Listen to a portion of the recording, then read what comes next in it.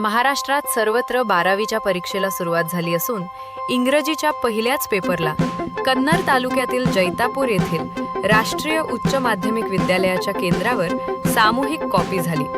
शिक्षणाधिकारी अश्विनी लाटकर यांच्या पथकाने दिलेल्या भेटीत हा प्रकार उघडकीस आला। या प्रकरणी केंद्र संचालकांसह 19 शिक्षकांविरुद्ध कारवाई करण्यात आली आहे। यामध्ये बैठे पथकाचाही समावेश आहे। मंगळवार सकाळी 11 वाजता इंग्रजीच्या पेपरला सुरुवात झाली।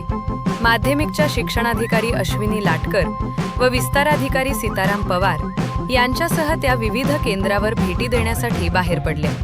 कन्नड तालुक्यातील जैतापूर येथील राष्ट्रीय उच्च माध्यमिक विद्यालय जैतापूर येथील परीक्षा केंद्रावर पोहोचल्या तेव्हा तेथे सर्वत्र शांतता दिसून आली, परंतु पाहणीत काही विद्यार्थ्यांकडे नक्कल आढळून आली।